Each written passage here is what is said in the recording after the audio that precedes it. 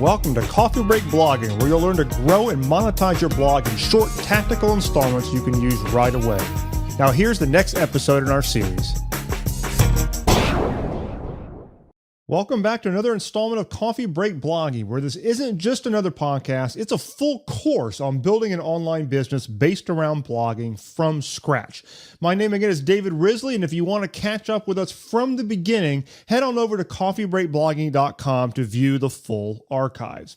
Okay, today we're going to jump into part 2 of our conversion triggers discussion. We're talking about various things that trigger people to take action on the things that we want, whether it be an opt-in or to buy something, to open an email, to click on an email. It doesn't really matter. We're talking about conversions, and sometimes those conversions can be really big. Sometimes they can be really small, little micro commitments, clicking on a tweet. It doesn't really matter what it is. We're ultimately trying to get people to take action. And in the last episode, we began talking about various psychological triggers that get people to take action, to convert. Okay. And today we're going to go in and continue talking about that with the next conversion trigger, and that is stories. Now, you might have heard before that stories are a powerful marketing technique. And actually, it's not even really a marketing technique. It's a basic means of communication. Going back to the beginning of time, people have used stories as a way to communicate messages to each other, to hand stories down through the generations. Ever heard of the Bible? I mean, what is the Bible other than a collection of stories? It's a collection of stories, each one with a message. And so that if there's any proof of the power of stories, it should be that one. You could probably think of numerous examples. Quite frankly, even if you look at your own history of the things that you remember, maybe from stories in your family's history or what have you, the ones that you're going to easily remember the best usually are associated with a story. Many times you'll remember the plot of a book or the plot of a movie for a while, and it's because that was an effective story. It made you feel something. Why do stories work so well? Well, stories trigger emotions. They activate the senses. I think the big reason for it is because there is an aspect of co-creation happening. If you're anything like me, when you're reading a story, especially in a book, I find, I put myself into the scene of that book at the time. And so I'm actually sitting there watching, so to speak, the plot play out, and I'm reading it. Well, think about it. I'm mentally translating those words over into actual images in my mind. Well, who is creating those images? It was me. It's not the author. The author wrote the words. I'm the one creating the images. And so there is an aspect of co-creation, two people working together to create that, the author and me. And because I'm co-creating those mental pictures inside my mind, complete with senses and visuals and maybe smells or what have you, that really sticks with us because it's almost like we created the scene ourselves. This is why stories can work so well to communicate. It's also why stories can drive people into action. You've seen some really big things happen throughout history where they basically used a story to move it along. And it's because they work so well. We resonate with them because we put ourselves into that story, complete with all emotions and all senses. And because we actually created those things ourselves in our own minds, it's like we convinced ourselves of the thing, not the person trying to convince us. I hope that makes sense. So you need to ask yourself, what stories can you tell that would ultimately lead into your offer? It could be stories of your own backstory, how you came to arrive at the creation of this offer. It could be stories of somebody else. It could be a story you even made up. It doesn't really matter. Don't make it out like it's real if it's actually not, but there's nothing wrong with telling a fictional story if it parallels the pathway that your prospect is going to probably be traveling themselves. Let them put themselves into the mindset of the person in the story, ultimately leading them up to a point where they might want to seek a solution by way of the thing that you are selling them. What stories of struggles being overcome can you tell? What kind of cliffhangers can you put in there? I mean, all the things that you have observed work well in the telling of stories, of leaving a cliffhanger to get people to read into the next chapter. Those types of things you can work into your sales message. And in fact, this would be a sales message that doesn't even seem like a sales message because it would be communicated via a story. Now, obviously, when it comes to the point of getting them to take action, you're going to be out of story mode at that point. But at that point, you've set them up. They feel what it is that you want them to feel, and it was because of the story. People are going to read a story much better than they're going to want to read a sales letter. Okay? And so the best kind of marketing that you can do is the kind where it's based on stories. I've seen very well-known internet marketers, even lesser-known internet marketers, where the primary thing that they email you is a story, something that happened in their life just recently or some story in their past. But it has a theme. It has like a motto. It has a meaning to that story. And that's why they tell it. And so they'll tell some story about something that they experienced or observed or what have you, and they will transition it into, here's why you should go do this. And of course, that's the call to action, and it gets them to click on that from the email. So stories are really, really powerful. And I want to leave you with the idea that I want you to go into what you're doing with your blog post writing and also your sales messages, even your emails to your list, and think about how can you incorporate stories as much as you can. It shouldn't all be about just matter-of-fact instructional how-to. It works really well when you do it via storytelling. Okay? All right, let's move into the next conversion trigger, and that is the idea of making something simple and easy. The avoidance of effort, as we might put it. There's this thing out there where we all have this built-in laziness. We want to do something for the least amount of effort required. If we are given several paths to the same goal, we are almost inevitably going to choose the path that requires the least amount of work. That's just the way we all are. Water tends to go downhill, and so do we. Okay? And so for this reason, if you show people how your offer is going to show them how to get the result that they want as easily as possible and with the least amount of effort, you're going to win, okay? You want your product to show to them from the outside that they're going to get what they want without having to work very hard at it, okay? Now, I want to say here that obviously most things worthwhile achieving in our lives require real work. I mean, look at the business that I'm in. I'm here to show you how to build an online business from scratch. Well, that is not necessarily an easy thing to do. It's not a short thing to do. I'd be lying if I sat here and told you that it was easy. But you do see a lot of internet marketers out there basically selling big red buttons, almost like they want you to think that all you got to do is push a few buttons in some magic combination and money is going to fall out of your computer screen. And we all know that that's a bunch of bull crap, but yet people buy into it all the time.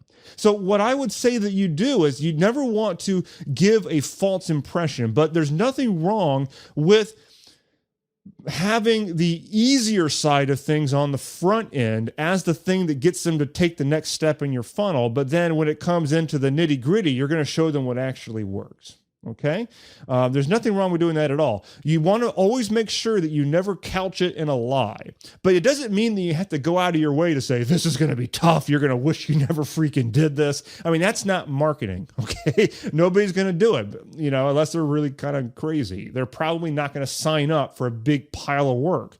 And so that's not the face you want to put forward in your marketing. What they do want is to feel like your product is going to alleviate problems and is going to get them to where they're going in a simpler fashion than they would otherwise have, and in an easier fashion. Going back to the very first conversion trigger we talked about in the last episode of the avoidance of pain. Well, a lot of things that we want to accomplish, if we're wasting our time by doing the wrong things or postponing the results or spending a lot of time in information overload and confusion, that is pain for many of us. And so, especially in a market like mine, if I can do things or provide things that are going to promise to alleviate the confusions and provide a simpler path, that is avoidance of pain. It also happens to fall into this conversion trigger, which is making things simple and easy. So the kinds of words that you might associate with this kind of thing would be things like, well, the word easy, because that's obvious, but step by step. That phrase leads itself into that. The idea of calling something fast, the word system, the word framework, the word blueprint, which I like. These words have that connotation of simple and easy and followable. I'm not telling people that this is going to be so easy. All you got to do is press a couple buttons, but people, will understand that when I'm giving a framework or a system or a blueprint, that I'm alleviating a lot of extracurricular activities that might be a waste of their time, because I'm showing them the step-by-step path, and you just follow along with that. Okay? So I hope that makes sense. The idea is simple and easy. It's just a matter of how you're going to communicate that to your audience in a way which is honest. Okay? I don't want you to be one of those people who just position it as being push button easy when it's not. Okay? But there are other ways to go. The avoidance of a bunch of needless complications is one of the ways that you can make this simple and easy for people. Okay? Let's move into the next conversion trigger, and that is the idea of a common enemy. Now, this one you see in a lot of different places out there. It's the idea of uniting your prospects into a group, but what makes them truly a group is giving them all one unifying goal. And in this case, the unifying goal is going to be defeating of an enemy, a common boogeyman, so to speak. And that boogeyman is going to represent all things evil to your group. It's going to be like a symbol of the things that they don't want to be. And you're going to orient your prospects and your customer base and your audience together to defeat that common enemy. People like to be in groups of people who think and act like them. And one of the ways that you can do that is to orient them and point them out external to the group and see that? That's our enemy. Charge. Okay? And it works really well. It's just a basic part of human nature. Now, to give you some examples of common enemy in usage would be, well, I've mentioned Apple a few times here since we started talking about conversion triggers, and Apple does a fantastic job. If you look at some of their old commercials, I mean, who do they have as their common enemy? Microsoft. That's who they pointed at. To the Apple fan base, Microsoft was the common enemy. I think of the old, what was it, the 1984 style commercial they did where they had the guy up on screen and it was like this, like communist utopia thing. Well, they were basically positioning Microsoft as the big enemy, and then Apple was the maverick who was defeating the big, Goliath. And it was that kind of thing. And Apple has done a fantastic job of this. You look at the Apple versus PC or the Mac versus PC commercials, and they were quite humorous actually, but they were basically making fun of Windows. And even to this day, it's bred right into the Apple community to kind of like nitpick at Windows. That's a fantastic example of the common enemy.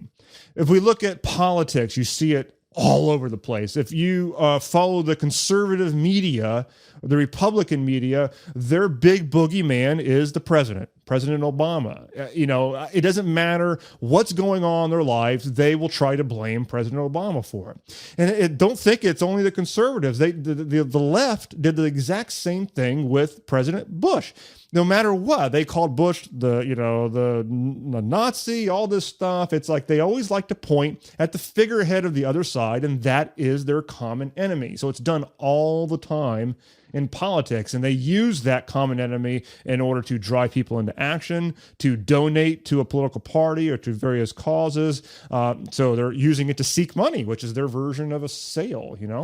If you look at the natural health market, their big common enemies are typically things like big pharma, like big pharmacy, big pharmaceuticals, the big capitalistic food companies, those types of things. That's like their big common enemy.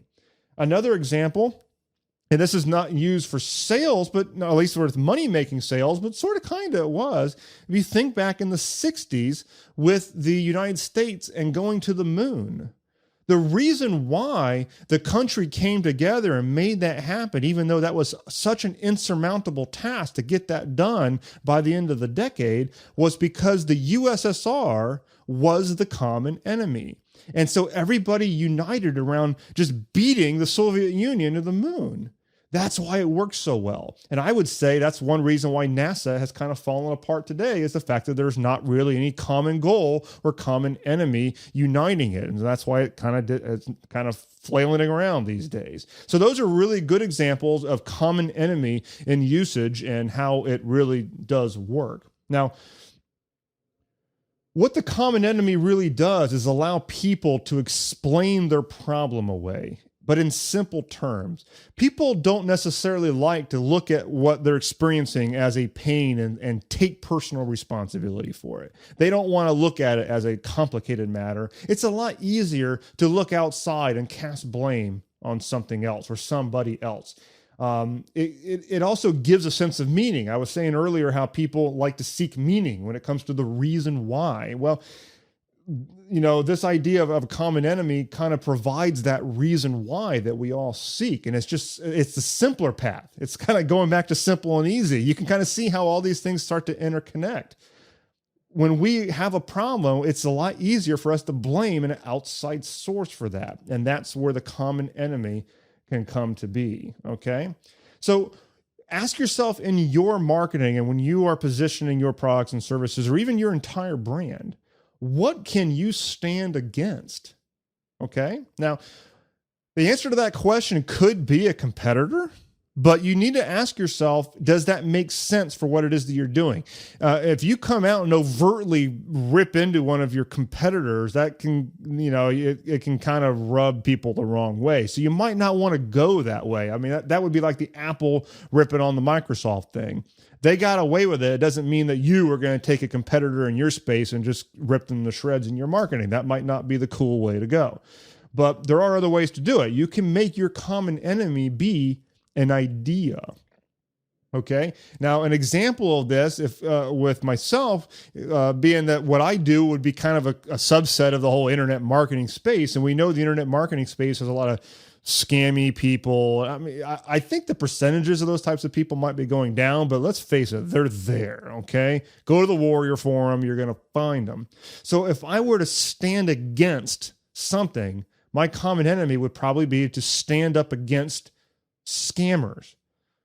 The other thing would be to stand up against the idea of a boss. And the boss would be like the idea of like having a job, and that person's like telling you what to do, and you're making you sit in your cubicle all day. And it would be this idea that I could create, and I stand against that. I stand for life on the outside of the cubicle, and the boss would be the common enemy. You see how that could work with my marketing? And that's what you can look into. You can create your own fictional common enemies, like an enemy that is a symbol of an idea. It doesn't have to be a direct named person that you're attacking. And in most cases, for most of us listening, that's probably not what you're going to do. Okay, so that is common enemy as the conversion trigger. I'm going to cover one more here, and then we'll end off for the sake of time, because you can see there's a lot here that we can go over. This last one is curiosity. Okay, curiosity. We all have a natural sense of curiosity, but in a more accurate term might be called the information gap. It's a gap between what we know and what we want to know. Now, what fills in that gap would be mystery. Mystery is like that magic flypaper. It's what makes us stick to things. We want to know the answer. We constantly are trying to fill in that information gap.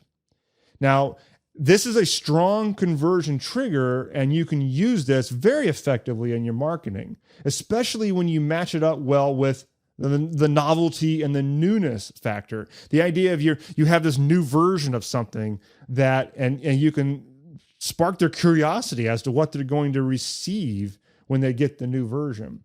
This curiosity is also often associated with that pleasure potential that we talked about when we were discussing the idea of novelty as a conversion trigger.